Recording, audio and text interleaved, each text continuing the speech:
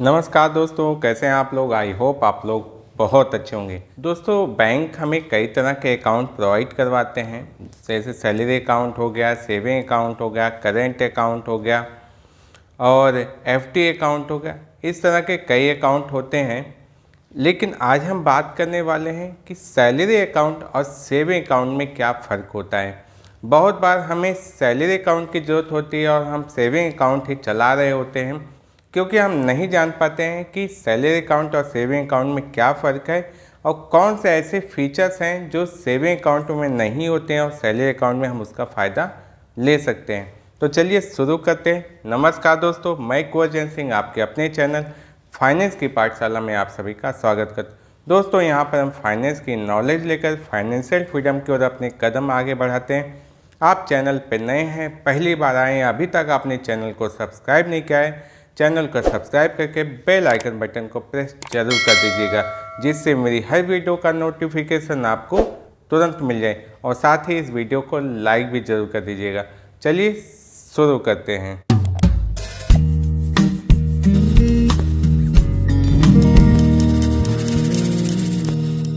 पहले बात करते हैं सेविंग अकाउंट की। तो बचत खाता जब भी हम खोलते हैं तो इसका उद्देश्य होता है कि अपने पैसों को रखना या बचत करना। बचत खाते की शुरुआत स्टूडेंट लाइफ में ही हो जाती है। बहुत छात्र ऐसे होते हैं जिन्हें स्कॉलरशिप मिलती है, तो वहाँ पर एक अकाउंट की ज़रूरत होती है, तो हम सेविंग अकाउंट ओपन करवा लेते हैं। और बाद में जब कभी हमारी जॉब लगती है तो हम उसी अकाउंट में अपनी सैलरी भी क्रेडिट करवाने लगते हैं।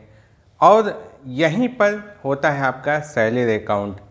जब आपके अकाउंट में सैलरी आनी होती है, एम्प्लॉय की तरफ से कुछ अमाउंट क्रेडिट होना होता है, तो इसे बोलते हैं हम सैलरी अकाउंट। अब अगर आप सेविंग अकाउंट में ही सैलरी मंगवाते हैं तो आपको कौन से ऐसे फीचर्स हैं जो नहीं मिलेंगे। पहली बात कि आपको सेविंग अकाउंट में मिनिमम बैलेंस रखना होता है।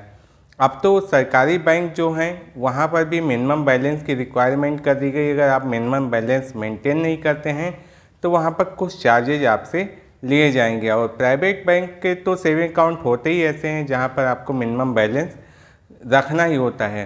अगर आप उसे मेंटेन नहीं करते तो वहाँ पर आपको चार्जेस देने होते हैं। लेकिन सैलरी अकाउंट में ऐसा कोई भी नियम नहीं होता है। आपका salary account zero balance account होता है। यहाँ पर आपको कोई बैलेंस मेंटेन करने की ज़रूरत नहीं होती है। लेकिन सबसे बड़ी बात कि सैलरी अकाउंट में आपके 3 महीने अगर सैलरी नहीं क्रेडिट होती है, कुछ बैंकों में इससे ज़्यादा भी हो सकता है, तो आपका salary account automatic saving account में कन्वर्ट हो जाएगा। और अगर आप सेविंग अकाउंट को सैलरी अकाउंट में कन्वर्ट करना चाहते हैं तो इसके लिए आपको एक एप्लीकेशन देना होगा। हो सकता है आपको अपनी जॉब लेटर भी देना हो, ऑफर लेटर देंगे और वहाँ से आपका सेविंग अकाउंट सैलरी अकाउंट में क्रेडिट हो जाएगा। बहुत बार जब आप किसी कॉरपोरेट में, किसी प्राइवेट सेक्टर में जॉब करते हैं तो वहाँ पर उनका कुछ बैंकों के साथ टाई अप होता है या उनके संस्थान का ऑफिस का एक अकाउंट वहाँ पर होता है। तो जो भी एम्प्लॉय होते हैं सारे वहाँ पर अपना अकाउंट ओपन करवाते हैं। तो वहाँ पर आप चाहें तो उसी सेविंग अकाउंट अगर उसी बैंक में है, अगर दूसरे बैंक में तो आप कुछ नहीं कर सकते हैं, उसी बैंक में है तो सेविंग अकाउंट को वहाँ ट्रांसफ़र करके उसे सैलरी अकाउंट में कन्वर्ट करवा सकते हैं। सेविंग अकाउंट में अगर आपको ओवरड्राफ्ट फैसिलिटी लेनी है तो यहाँ पर कहा जाता है कि आप एफडी ओपन कर लीजिए, फिक्स्ड डिपॉजिट, और उसके अगेंस्ट में आपको ओडी की फैसिलिटी मिलेगी। लेकिन सैलरी अकाउंट में आपके सैलरी के अगेंस्ट में यहाँ पर ओडी की फैसिलिटी मिलती है, अर्थात ओवरड्राफ्ट की फैसिलिटी मिलती है।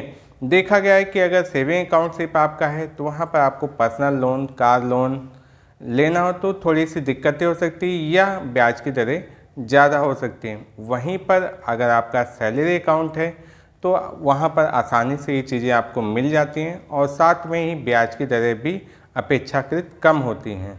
सेविंग अकाउंट पर भी आपको क्रेडिट कार्ड सुविधा मिलती है, लेकिन शुरुआती समय में हो सकता है वहाँ पर आपकी लिमिट कम हो। हाँ, आपके ट्रांजेक्शन्स अच्छे हों, आप लेन देन अच्छा करते हों, अकाउंट आप में आपके पैसे अच्छे मेंटेन रहते हों, तो वहाँ पर क्रेडिट कार्ड की सुविधा अच्छी मिल सकती है। सैलरी अकाउंट में आराम से क्रेडिट कार्ड मिल जाता है, क्योंकि आपके हर मंथ में अमाउंट क्रेडिट हो रहे हैं तो आपकी क्रेडिट अच्छी बनी रहती है। कुछ बैंक्स कॉम्प्लीमेंट्री के तौर पर अपने सैलरी अकाउंट कस्टमर्स को फ्री में इंश्योरेंस भी देती हैं। और वहीं पर सेविंग अकाउंट में अगर आपको इंश्योरेंस लेना होगा तो वहाँ पर आप प्रधानमंत्री जीवन ज्योति योजना या ऐसी ही किसी योजना के अंतर्गत आपको इंश्योरेंस मिलेगा, जहाँ पे प्रीमियम आपको खुद पे करना होता है। और सैलरी अकाउंट में तो भाई बैंक खुद प्रीमियम पे करते हैं और अच्छा खासा आपको इंश्योरेंस भी मिलता है। सेविंग अकाउंट में देखा गया है कि आपको जो चेक मिलते हैं, SMS चार्जेज ये काफ़ी लगते हैं, लेकिन वहीं पर सैलरी अकाउंट में आपको चेक फ्री होते हैं लगभग। जहां पर अगर सेविंग में आपको 25 चेक फ्री मिल रहे हैं तो सैलरी में 50 मिल सकते हैं। डेबिट कार्ड आपको फ्री मिलेगा सैलरी अकाउंट में। आपके जो ट्रांजैक्शन चार्जेज होते हैं डेबिट कार्ड पर वो भी अपेक्षाकृत कम होते हैं या ना के बराबर होते हैं।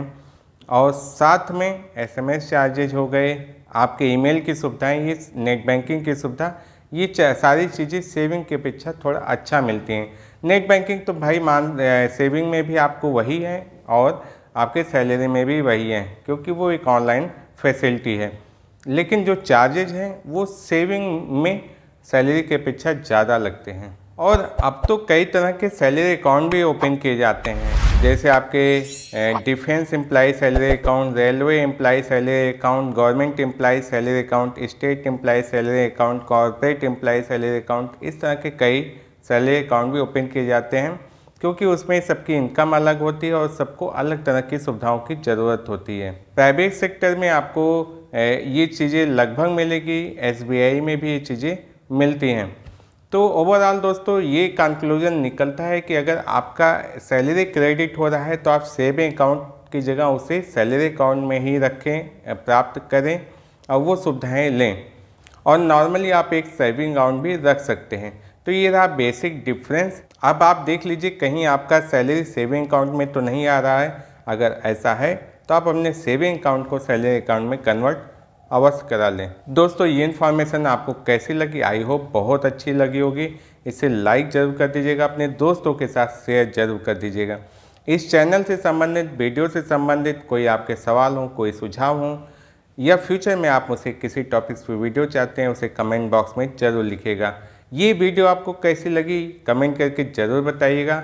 दोस्तों अगर आपने अभी तक चैनल को सब्सक्राइब नहीं किया है, बेल आइकन बटन को प्रेस नहीं किया है, तो दोनों काम जरूर कर दीजिएगा। दोस्तों मैं इस चैनल पर ऐसे यूज़फुल कंटेंट लाता रहता हूं। तो चलिए फिर मिलेंगे अगली वीडियो में ऐसी इन्फॉर्मेशन, नॉलेज और अपडेट के साथ। तब तक के लिए नमस्कार।